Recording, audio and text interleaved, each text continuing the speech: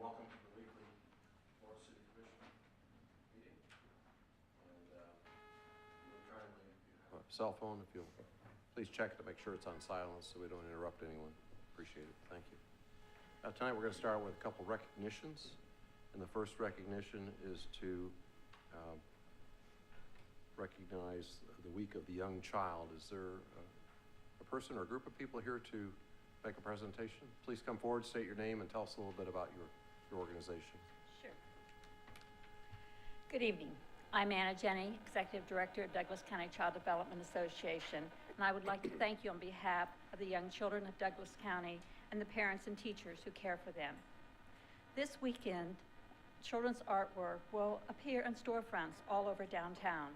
15 early learning programs and 16 retailers are joining together to focus public attention on the needs of young children and their families, and to recognize the early childhood programs and the services that meet their needs.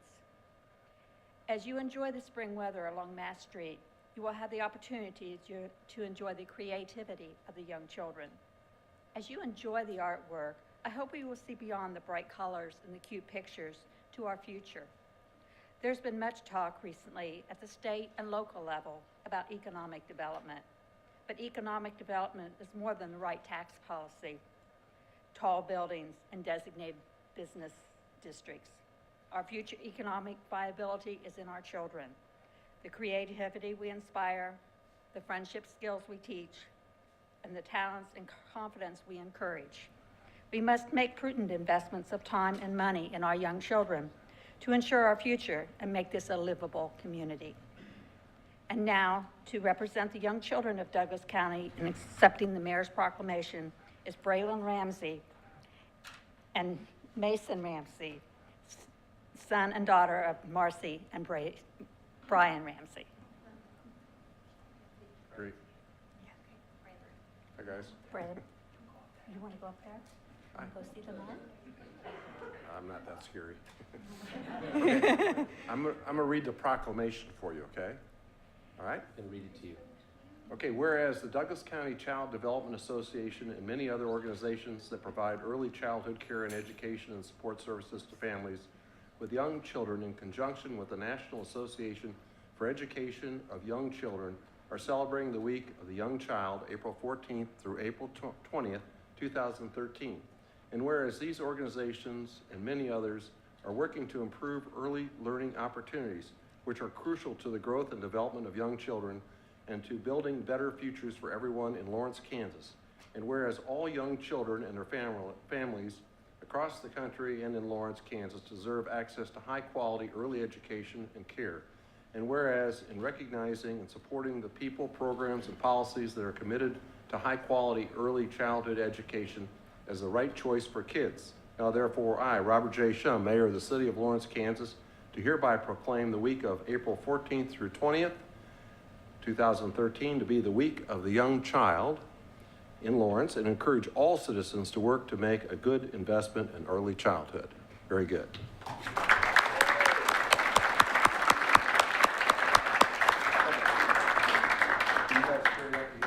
Good job.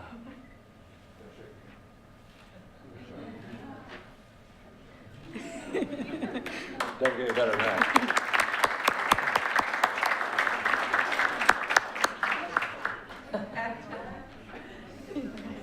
I think they like it up here.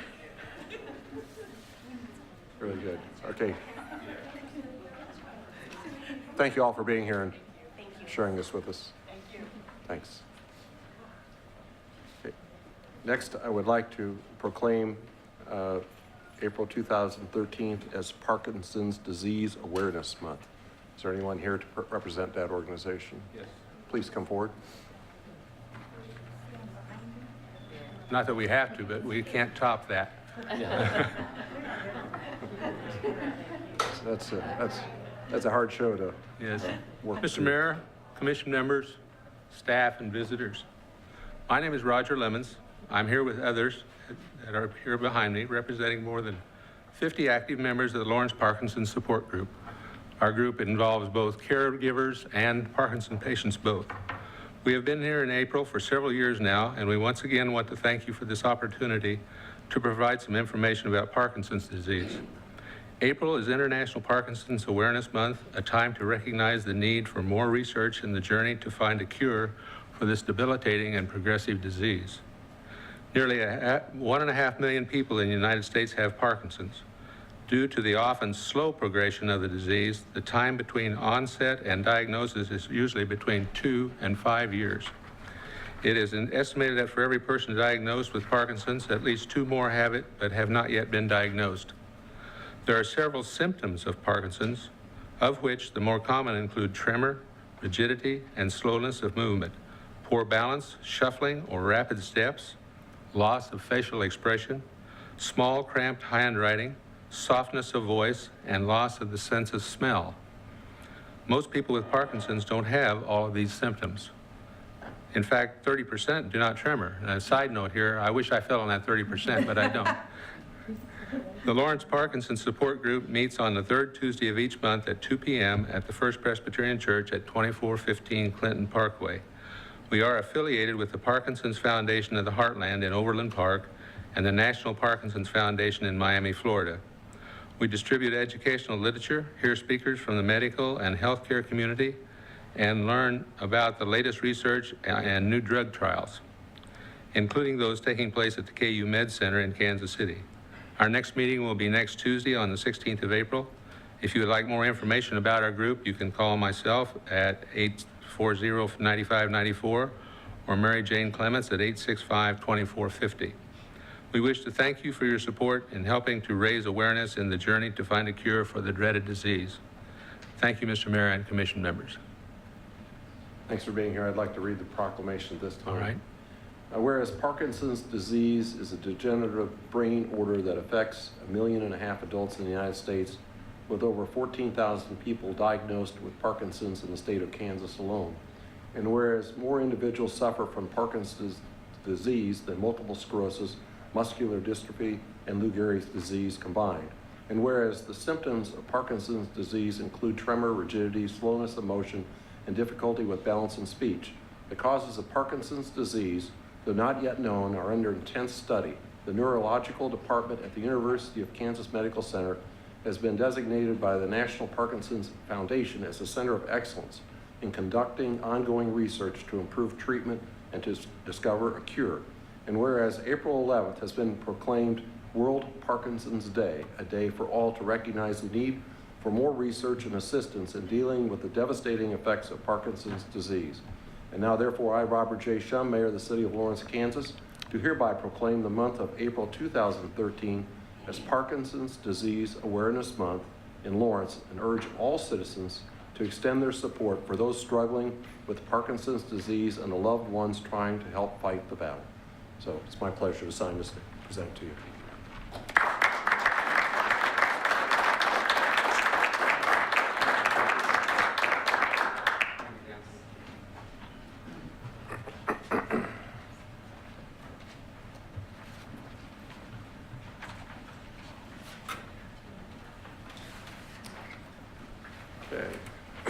Next on the agenda is the consent agenda, and all matters listed below on the consent agenda are considered under one motion and will be enacted by one motion. There will be no separate discussion on those items.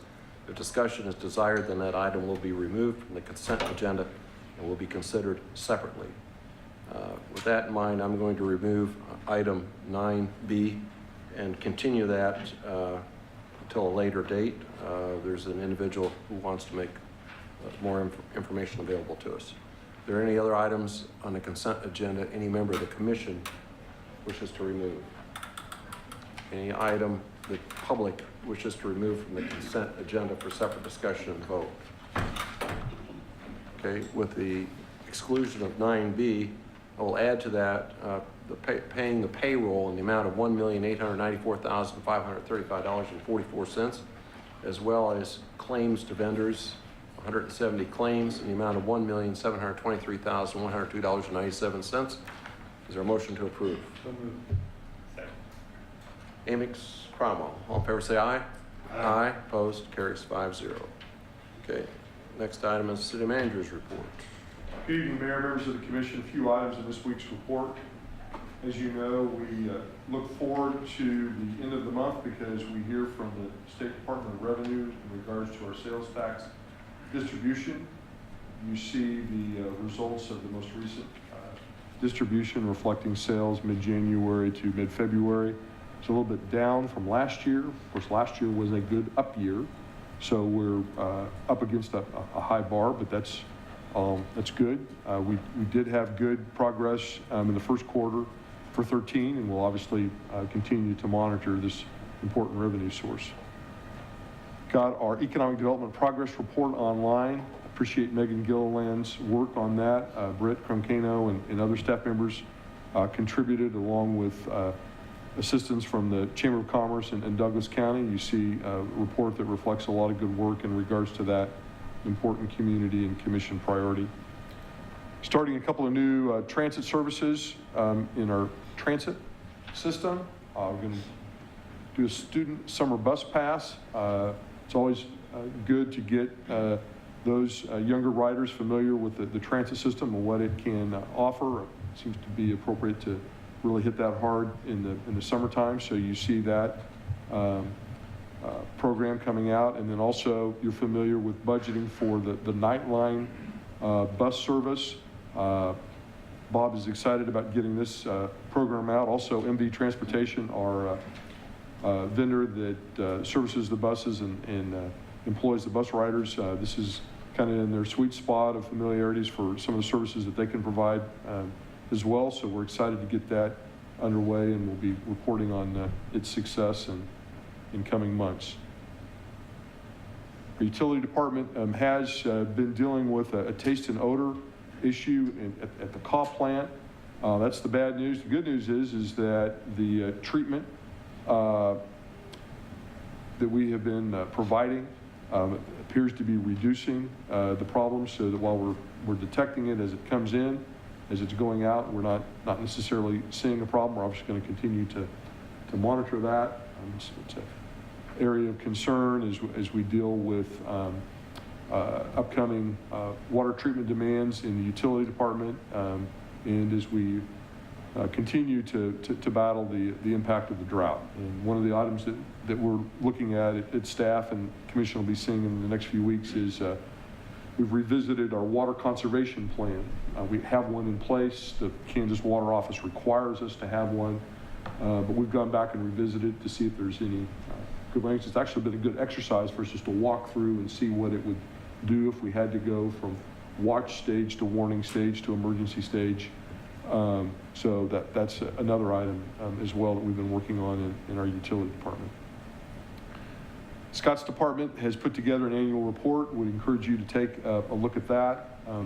A lot of responsibilities in the Planning and Development Services department, a lot of good work in last year, and a lot of good statistic and a lot of good narrative information. Encourage you to take a look at that. Then finally, our energy efficiency efforts were highlighted in a case study that the City Managers Association put together, and you see a link to that report. Be happy to respond to any questions or comments you have. Are we seeing any taste odor in the Clinton plant yet? Dave Wagner's here. I mean, I think we've had a few episodes where we've noticed it on the intake, but nothing that we think is likely to be felt by customers today. Right, Mayor and Commissioners, we probably, since we have new instruments, we're able to detect it a lot more frequently than we used to be able to do, but we're detecting background levels continually, if not most of the time, but usually not to the stage that requires us to take extra steps in treatment. But the CAW plant is definitely seeing a spike in geosmin, which is one of the taste and odor compounds. Clinton is relatively calm at this point in time so far. So not that we necessarily expect it to remain that way, but we're ready if it isn't. And but right now it seems it has not blown up like the CAW intake has, where we're seeing high levels. Other questions? Mike? Scott, on your report, Thank you. But on your report, it talks about inspections performed with almost 8,000. Did that include all inspections, not just inspections on housing stock, that exists for rent right now, and anything like that? I mean, contractor call in for an inspection or just what? The inspections that are, Commissioner Amix, that are near 8,000 were related to our building safety division, the building process, Okay. right, not rental licensing inspection. Any questions? All right. Thank you very much. Now we will proceed with the regular agenda. First item on the regular agenda is to consider the following items related to the Lawrence Public Library Addition renovation project. And it has to do with a package of bids. Staff? Mayor and Commissioners, so pursuant to you setting the bid date, we have received the bids for the library addition and renovation. Keep in mind that BA Green is our general contractor. They have set out a number of different bid packages. We competitively bid those packages. We've analyzed that.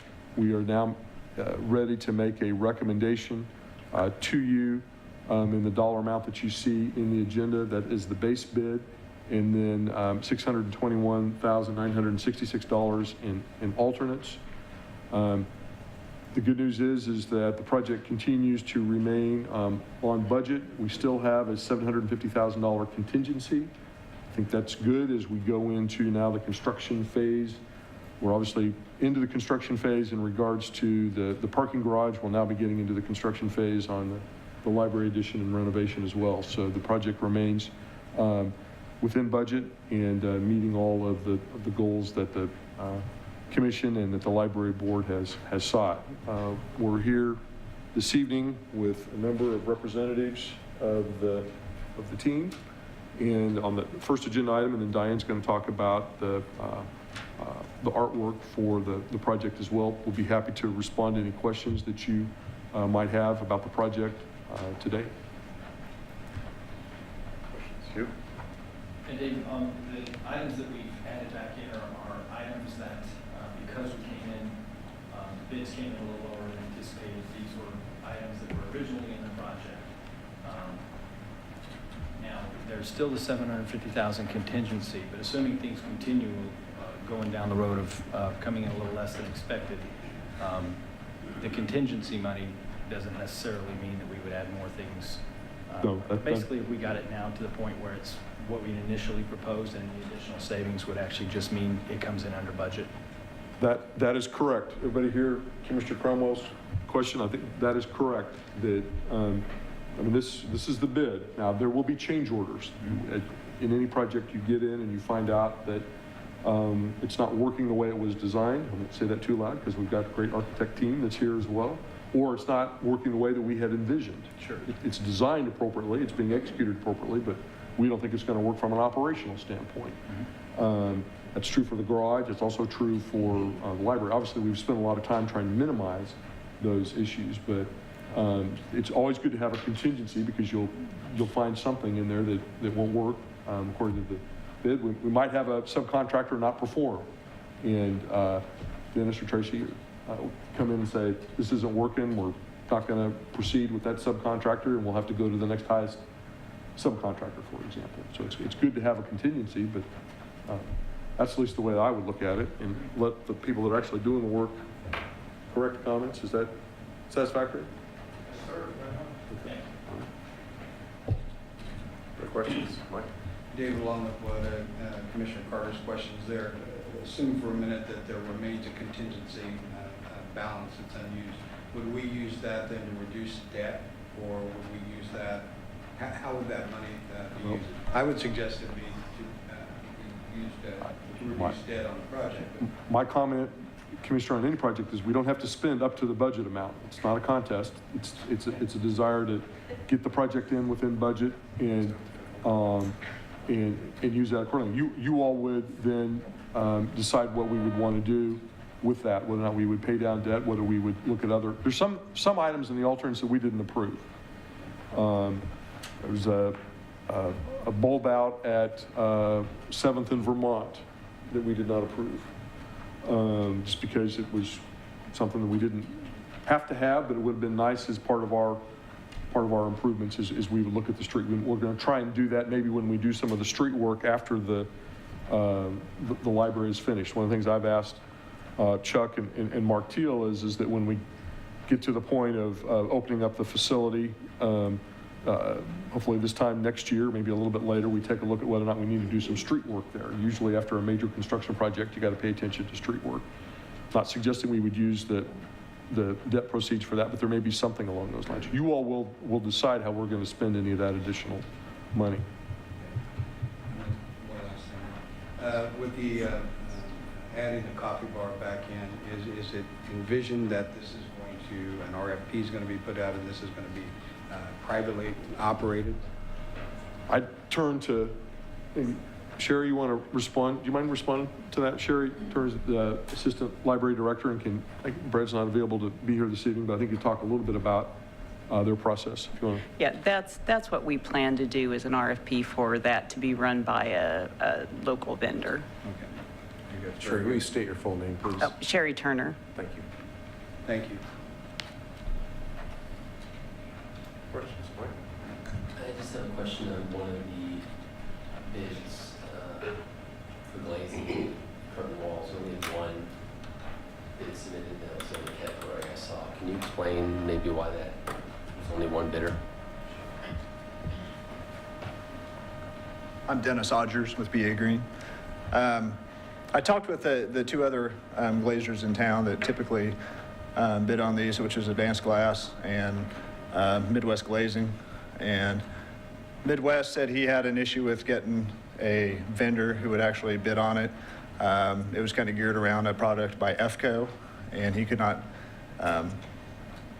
get pricing from that, or he was not a dealer of that product. And then Advanced Glass, they just decided it was too complex for their normal scope of work. This is not a normal glazing system on it. It's a veneer system which relies on the structural steel system to support it. It's also a structural glaze where you don't have exposed aluminum, so a lot of guys shy away from that. So that's the best explanation I can give. Kansas City guys tend to not go this direction because they have a hard time being competitive over here. And then a lot of the Topeka glazers just don't come to Lawrence, so. Other questions? Along those lines, thank you for providing the actual bids. Sure. Today. In looking at the bid list, is that everyone that bid on each of the items, or are those just finalists, or? Those were everyone who bid on each package. So, and I see we've got a number of Lawrence companies, but for instance, painting. Nobody Correct. in Lawrence bid to paint. It's a big painting job. It's a $200,000 painting job. It's not from lack of awareness. We've invited people a lot of times on, painting projects or painting scopes. Mm-hmm. You'll get a lot more bids. This one had a lot of things going on, has a lot of on-site finished woodwork and things like that. I mean, we have 20,000 square feet of wood panels on the thing. It just takes somebody with some horsepower to be able to handle it. Sure. Well, I was paying special attention to the Lawrence companies that got contracts, and well, you'd love to see more of them. If you look, given the number of Lawrence companies that actually bid, it turned out pretty well. But I was just surprised that in some Right. areas we didn't actually have companies here that bid on it. So Correct. Thank you for clarifying that. Sure. And my experience on that is there is a real relationship between the size of the company and the size of the project, and smaller companies can do smaller projects and bigger companies Correct. can take on bigger, and it's just the way it works out in the construction industry. But, and then I noticed there's some vendors, there's some trades we don't offer here, like fire sprinkling. That's correct. The company in Pleasanton, which I've used before, is a very good company, and they evidently won the bid. So some of the crafts just aren't available in Lawrence. Right. Other questions? Okay, thank you.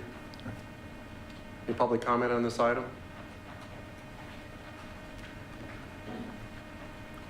Good evening, Mayor and Commissioners. My name is KT Walsh.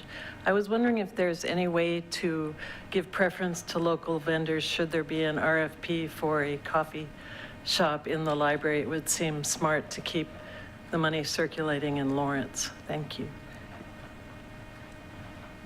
Okay. If I could respond, I would see that was within the purview of the Board of Trustees for the library. It's an operational issue for the library. You could ask that the board give preference or entertain comments from KT or others, but it wouldn't be something that we would typically decide as far as an operational issue within the library. Okay. Any other public comments? All right, back to the City Commission for discussion or motion. Well, I think we ought to move forward with it. We've gotten this far. I don't see why not. Be a pity to turn back now. All the hours I think I spent on it, I would break down right here.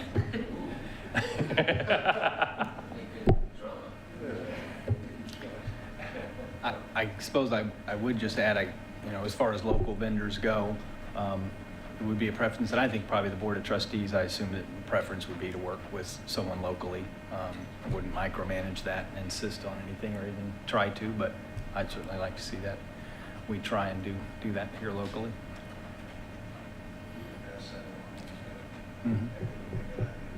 I think that would be a great idea. Other comments? I would just appreciate two local Lawrence vendors, and that's Gould, Evans, and B.A. Green. The two biggest vendors we always have to remember that we have on this project are Lawrence folks, and are much appreciated for their great work on this, and putting this together is a lot of work, and I really have nothing but respect for it. So thank you very much for it. So Aron, would you like to accept the bids in the total amount of $9,709,505 with a beginning motion? Yes, I will so move. Moved? Second. Cromwell, Amix. All in favor say aye. Aye. Aye. Opposed? Carries 5-0. Okay, now we're going to talk about a little art for the project. As Diane gets ready to talk about that, I did hear a majority of the commissioners indicate that they'd like to let Brad and Sherry know that there's interest in the Board of Trustees looking at local preference for the coffee vendor. Yes. Okay. Yes. Thanks. Good evening, Mayor and Commissioners. You may recall last fall you received a recommendation from the Public Art Selection Committee related to the public art for the library project. And this evening, Grace Peterson is here. Grace served as the chair of that group, and she may want to make some comments later on this item as well. But the group went through a total of 71 proposals originally and forwarded that recommendation to you that the team of Dirk Van Keppel and John Shreve be selected for that art with Rock Cottage Glassworks. And since that time in November, the committee has been working and staff has been working with the artists, and also I'd like to recognize Sean and Steve with Gould Evans, who worked closely with both the committee and also with the artists on the project since that point. So the original proposal has been refined, and what we're bringing to you this evening is an agreement with the artists to complete the project. They would be designing and installing the artwork, and there's several things that I just wanted to highlight for you with regard to the art. I think one of the main reasons the committee was interested in this particular team of artists is not only their beautiful art and their great track record with projects of this size, but also the fact that they had proposed placing the artwork and integrating it into various aspects of the library project. So this first slide that's up in front of you is a little hard to read, but it does show the locations of several elements in the project. One is to be art glass, which is their medium, to be installed in the ceiling and backlit in this lobby area, and then also a sign that will also be has been designed by Gould Evans as part of the project, and the library sign will have integrated with it the glass that the artists will bring to the project. A couple of other facets, and this is the slide that shows what that sign would look like in this white area here would actually be the glass. The major element of the project would be a very large 25-foot atrium sculpture, which is in the atrium area of the library. So this is a 2-story area, and this is a rendering of this glass and metal sculpture that would be in the atrium. This would also be very reflective in terms of light. This is the view from the bottom area, and then this is the view from the top floor of that same sculpture. The other elements that are in the project relate to the children's room area. The artist will provide some glass discs that will be able to be placed in an area that is selected by the library staff to designate some of the reading cubby areas that will be in the children's area. And additionally, one of the neat ideas I think that came out of the project was to create some of these discs that would be used for a children's treasure hunt that would be able to introduce children to various areas of the library using the art, which I think is a neat feature and will be really nice. Since the meeting, as I mentioned, in the discussion in November, the team of the artists have also visited extensively with Gould Evans on the project and coordinated it into the design of the building as you approved here this evening, and that has been done within the budget that's established for the artwork. The artwork budget was $75,000, so it will not create any additional costs on the construction side for the project. So this enables the budget to be maximized really for the art, which was, I think, the hope of the committee. So the item before you this evening would be to authorize the city manager to approve the contract with Rock Cottage Glassworks for them to create and install this art. I'd be happy to answer any questions that you may have. Questions for staff? Thank you very much. Thank you. Any public comment on this item? Please. State your name, please. Grace Peterson. I'm a member of the Cultural Arts Commission and the chair of the Percent for Art Committee.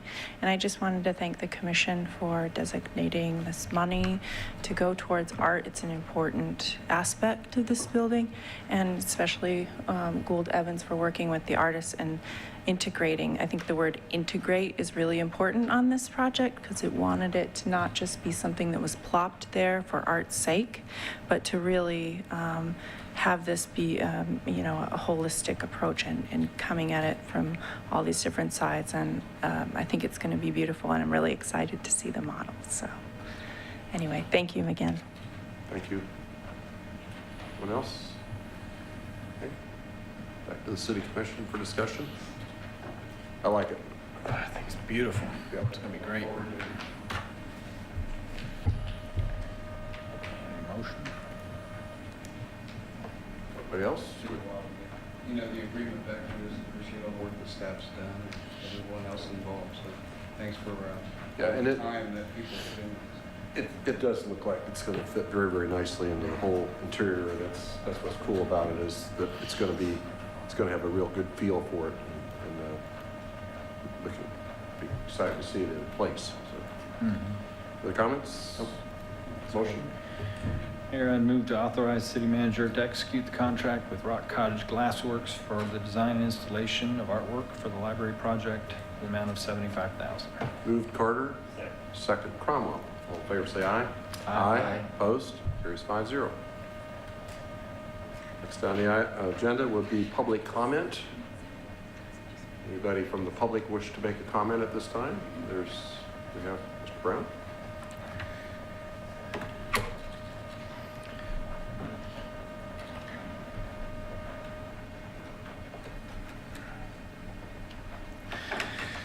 Good evening, Commissioners. Dennis Brown, President of the Lawrence Preservation Alliance, the new owner of the Lawrence Turnhalle, the German-American Community Center, built by the Lawrence Turnverein in 1869 at the corner of 9th and Rhode Island. We're getting ready to have 2 open houses for the public. Commissioners, staff, you're all invited. The entire community is invited. This Saturday morning from 10 to 12, and the following Sunday, April 21st, from 2 to 4. And this will be the last time the Turnhalle will be open to the public, at least through the summer, possibly beyond.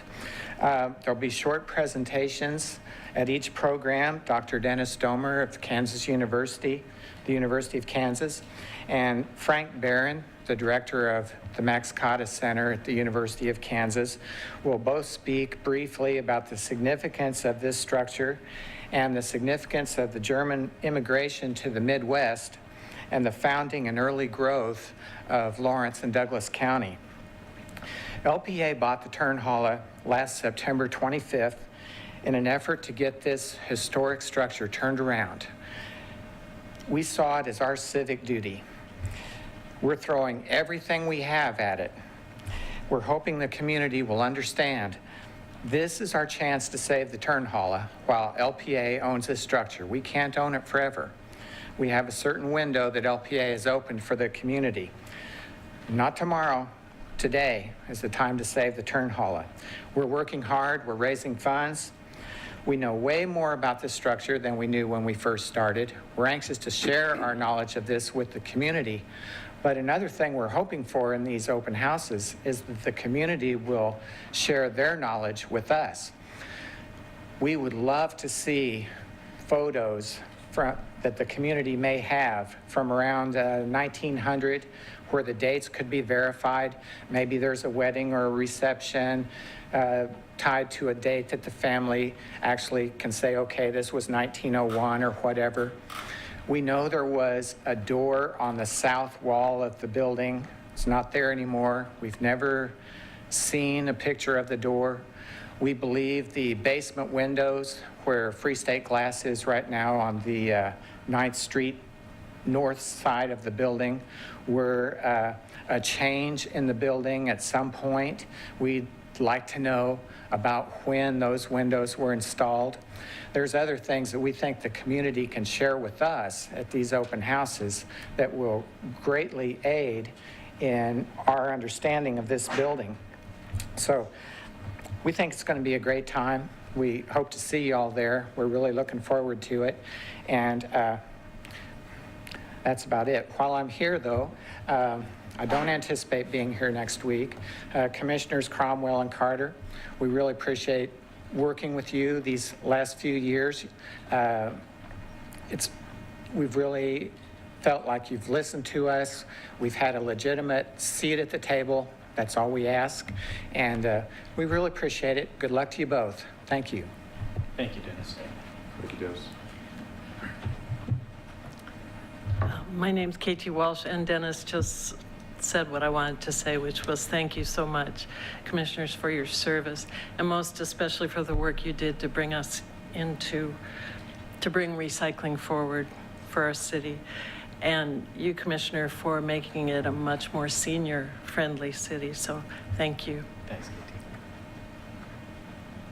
Any other public comment? All right. Thank you all for your comments. Future agenda items. Mayor, Commissioners, we understand from the county election officer that they will certify the votes on Thursday. We will then conduct the swearing in next week, and you see that we basically have that as the agenda item next week. Is the site plan going to be part of the sitting city commission, or is it going to be the next city commission? Mayor, I think unless you direct otherwise, I think we'll do it as we've traditionally done, have the existing commission approve the consent agenda, not putting anything on there that we know of any controversy or matter, and then go into the comments from the departing commissioners, swearing in of the new commission, mayor, vice mayor selection, and so forth. So the site plan will be Yes. on I the consent agenda. Don't see any reason why we couldn't do it that way unless you tell me otherwise. No, that's what I'd like to see happen. It's like kind of a light future agenda there. Sorry.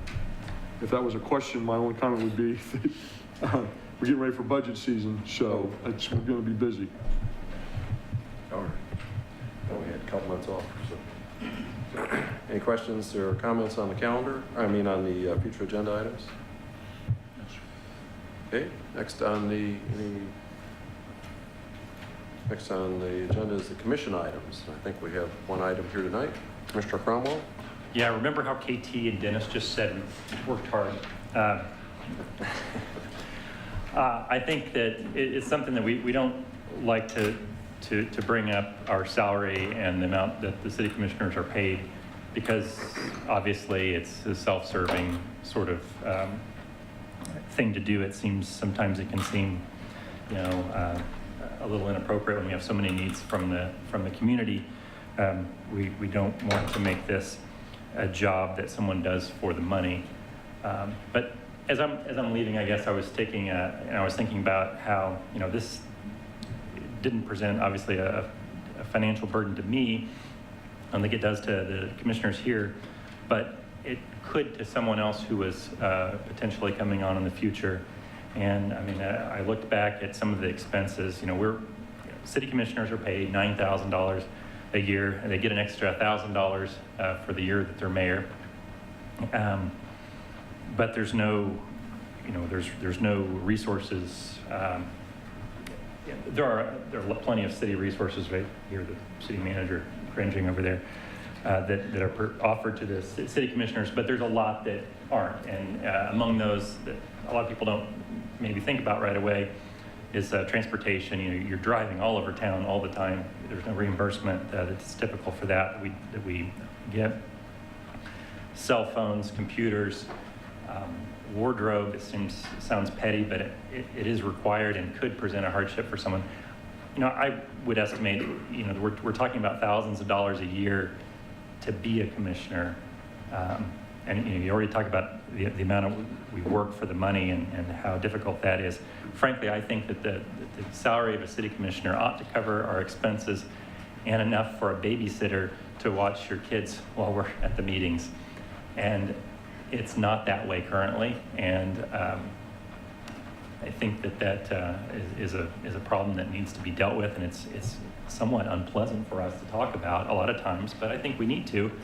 And if we frame it in this manner, and maybe if we talk about having the pay raise go into effect at a later date, and there may be some ways that we can get around some of the sort of unpleasantness of it to allow this to be accomplished. I think we need to have this discussion, and that's why I'd like to start that off.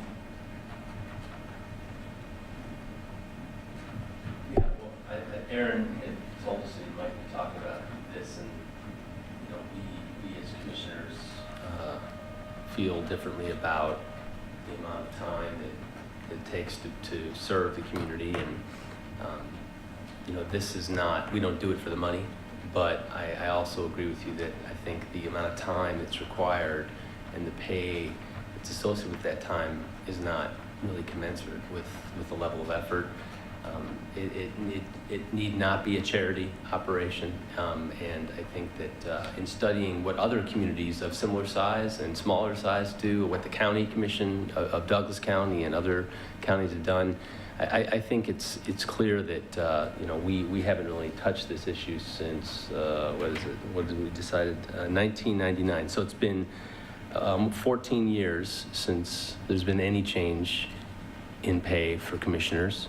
And you know, at $9,000, I think that's going to be a barrier or a burden to some people who would otherwise be able to serve.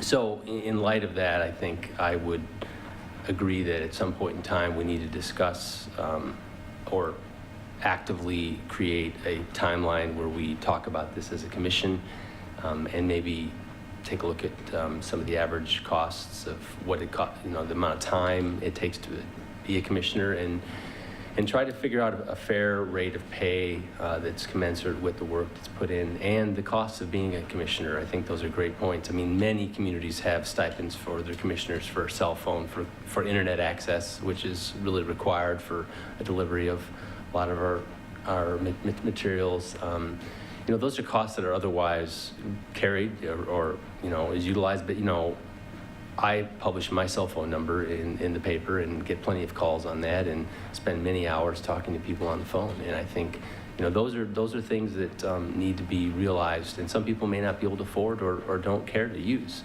So I think there's a real discussion that needs to be had, and I appreciate you bringing it up, because to be a city commissioner is a, you know, minimum of a 20-hour-a-week job, and I think when you're mayor, it's at least 40 hours a week. I know Bob could probably say it's probably more, but realistically, I think if we were to look at what the average cost of, or excuse me, what the average wage for a city commissioner is in other communities, really look at the amount of time that's spent on service to the community, and then come up with a reasonable cost or rate that would cover all the expenses.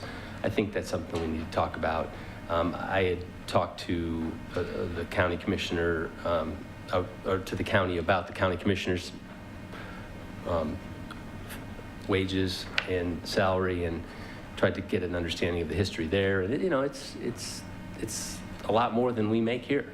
And I think that at minimum, it's an equal amount of time spent on these services. And I believe that the citizens of Lawrence deserve to elect people who can spend the time it takes to do this job, and not close it off to people who can't afford to do this. And I think it's really important that we address this. So I would say, you know, some of the research I did is some cities have a citizen board that looks at wages for elected officials annually, decides what it should be, sets that wage, and moves forward. Or it's something that I think as commissioners, we, as long as it's you know, a reasonable annual approach, that we sit down and talk about whether or not there needs to be any cost of living changes. But I think if we benchmark it to the average wage in Douglas County, or, you know, and maybe come up with a percentage based on that, or, you know, not arbitrarily pick a number based on what we believe, but I think we should study it and come up with a number that I think the citizens of Lawrence can support, and that we as commissioners can support. I think it's something that needs to be done. It's well overdue. After 13 years of no change, I think it's time to sit down, and that'll be 14 years this year. So I'm completely in favor of studying this. Yeah, we've had this discussion once before, many years ago when I was on commission, and what I believe is fair is you don't want the wage or the salary to be a barrier to entry by anyone. So, and by that I mean people, not everyone can get off work to be a city commissioner. So if they're required to take off work, then they don't get paid. And so then is the salary you receive here for the time you spend, is it equal to what you lose at work? And then you've got other expenses, if you've got child care, if you've got other obligations that you have to have a substitute for in order to be a city commissioner. So I think that's the first point I'd like to make, is that it should not be a barrier to entry to any citizen who wants to run for an elected office. Secondly, whoever, I think it was you, Mike, that said, and I can say this because I'm not going to be mayor after next week, the mayor's position, and I've deeply enjoyed doing it, and I've had the time to do it, and I've gone to each and every meeting I possibly could, but it is a tremendous amount of time that you put in. So the differential between a commissioner's salary and a mayor's salary should be more than $1,000 a year, or 10% or 11%, however you want to figure it, just because of the disproportionate amount of things you're asked to do. And I think if you're going to serve as mayor, you should do them. I mean, the community wants to be proud of their political body, and the mayor represents that, and they should be there for the different meetings and organizational accomplishments that many different groups of people accomplish in the city. So from that, I just would throw that in there too, that I think that the differential between the mayor's salary and the commissioner's salaries need to be looked at as well. So. Mayor, if I could, and Vice Mayor, without letting my vote out of the bag next week, you're going to have the opportunity to put this on the agenda at a future time. I think part of the history here goes without saying that I've been involved, at least as I look at the list that was put together here, I think in 1985 when we went from $20 to $40 increase in salary. So, and I think that was every 2 weeks I was involved with that. But also during the time when I was county commissioner that I actually made recommendation that we cut the salary, which you found out today that because I thought that we had cut the number of meetings that we had by a third, so I decided, we can do with that, you know, a third of the money. And I think some of the commissioners that I serve with still have a hard time getting over that one. I think one of the things that is part of the process, though, that we need to remember that what we've done in the past, and Mayor, I can't remember at the time, but you guys, your commission discussed it, and I think that was in 1981 or about that time. Generally, it's discussed as a part of, you know, what an incoming commission might receive as compensation. The outgoing commission might consider something like that. So if we're going to do that, I hope that, you know, we take into consideration that, you know, I have a hard time, you know, raising my salary on anything, but you know, one of the things that I agree with some of the things that you said about it should not be a barrier to having good people serve. But at the same time, too, we need to be extremely careful and understand that, you know, we're not creating an amount of money that's going to have it as, heaven forbid, I use this word career. But you know, we've got to be careful there. And then there's, yeah, that's right. Some of us need to be more careful. That's right. You know, and another part. Lifer, but That's right. Well, and that's why I hated to use that word. But anyway, there's another part of this too, and I know that things that I've thought about in the past too is there comes the form of government discussion, you know, about making sure that you don't cross that line. You know, having full-time commissioners down here. We're still citizen commissioners.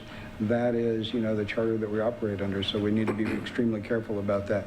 We hire a city manager, professional city manager and his staff to carry out, you know, the day-to-day affairs of the city, and he does an extremely good job with the staff. So we need to be extremely careful of that. So when we have that discussion, just to let you know, Mayor, that's Vice Mayor, that's where I'll kind of be too, okay? I wouldn't have anything to add. Everything Commissioner Amix just said there, I agree with, and I think from the sounds of things, I don't think we're heading in the direction of risking having somebody making this their primary job, or you know, enticing people to run for the money. And, you know, I trust it'll just be a good conversation that probably at least is overdue to be had if it's been 14 years. But I'd certainly echo everything that Mike said there as well. And, you know, from a staff standpoint, I think that's what you were getting at, is basically you don't want someone to come and park at the desk upstairs and start trying to run the city when we're not set up for that, and don't need that. So. No. It's funny, I read an article today that talked about how the number of candidates they did some studies. The number of candidates that run for a position is proportional to the amount of money that is made by that commission, so that they're trying to get more involvement in government and talking about changing the costs or the salaries of the government officials in a part-time position, that, you know, that there was a huge increase in, meaning, say 2 or 3 more candidates per seat that would run when the fees were adjusted to a wage that was commensurate with the time required for that position. And so, I mean, I think there's some people that just cannot do it because of the reason Bob's mentioned. And I think to get more candidates, to get better candidates, and to get more diverse options in our community, I think that's something that I couldn't ignore, because the study was pretty clear cut, and they were trying to figure out how to get more people involved in government, and they studied those things. And I think those things have been out there, and you know, there's places where, as Mike said, they're basically citizen governors, and they make $900 a month, and you know, like we do, and that's it. Or they make $900 a year, and that's it. It's not about the money, but those positions are also less sought after, and there's less eligible and/or interested candidates. So I think it's something that we need to at least consider and Again, I like the idea of deferring it down the road, but we can't go too far down the road because there's always going to be somebody seated who's going to be on the commission that's affected by that, and that's probably one of the reasons why it never happens. It's going to be you. So, you know, we could kick the can down the road if you want, Aaron, a little bit, but we... You would never do that. I learned that. No, I don't want to do that. So anyway, that's... Well, I've heard a lot of wild comments during elections over the years in Lawrence. I've never heard anybody say I'm running for the money. So, obviously right now it's not a money issue in terms of a overly generous amount, but like I said before, I do think that it ought to be looked at in terms of allowing anyone who wants to run to have an amount of money that's commensurate with what the market is, so that they're not taking a financial hit, or they can't run because they feel like they'll take a financial hit. So I would be in favor of seeing this on a later agenda. Ought to be something we look at pretty quickly, since we don't have a lot of things coming up here in the next few weeks. It might be time to just delve into that and see where the new commission goes with it. So I appreciate, Aaron, you bringing it up. And it'd be really hard to be, I have flexibility. We've all got flexibility that we're sitting up here to do this job, but it would be very difficult, like, I think a school teacher or someone with a traditional job to do this. Frankly, you'd most likely need to take a leave of absence in order to do it. And to do this job effectively, yeah, you'd have to take a leave of absence. We need to make that affordable for folks. Amen. Any other comments? Public comments? Okay. It'll show up on a future agenda in a few weeks, it sounds like. All right. Calendar. A meeting Friday morning for the Joint Economic Council. City Commission room right here. Groundbreaking for Rock Chalk Park for the Tuesday morning at 9 a.m. That's with KU's portion of that.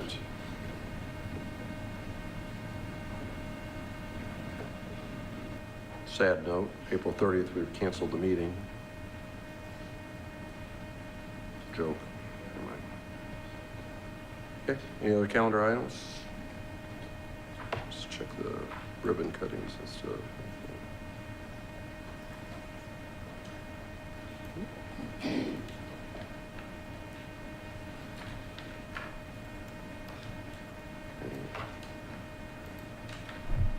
So with that,